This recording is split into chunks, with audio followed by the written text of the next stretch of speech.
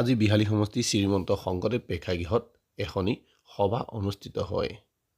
বিশ্বনাথ জিলা খাদ্য সুৰক্ষাৰ উদ্যোগত অনুষ্ঠিত হোৱা এই সজাগতা সভাখনত বিশেষকৈ বিহালী সমষ্টিৰ কৃষকসকলক লৈ সজাগতা সৃষ্টি কৰা হয়।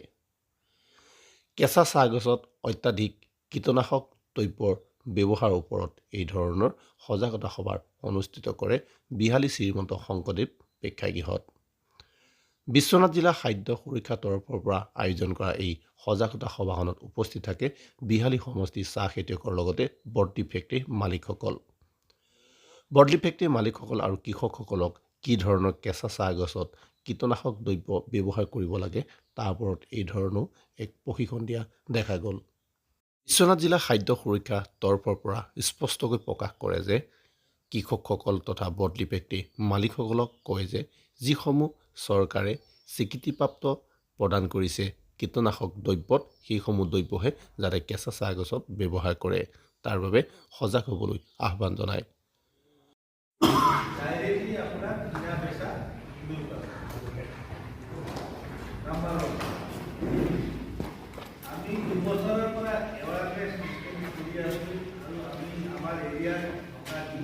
আপোনাৰ 120-150 টকামান পৰে, তাতকৈ ভাল এনেকৈ লগাব পাৰিব আৰু প্ৰায় 10 মিটাৰ ব্যৱধানত আপুনি তেনেকৈ য়েল্লো ষ্টিকি টেপটো লগাই দিব। আপুনি চাব আপোনাৰ যোনটো গ্ৰীণ ফ্লাই থাকিব বা থ্ৰিপছ থাকিব সেই তাত লাগি থাকিব।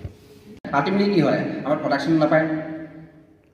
এটা কথা হ'ল যে আপোনালোকে সকলোৱে এবাৰ যে ইনচেক্টিচাইড এক্ট 1968 আৰু ইনচেক্টিচাইড ৰেগুলেট এক্ট 1971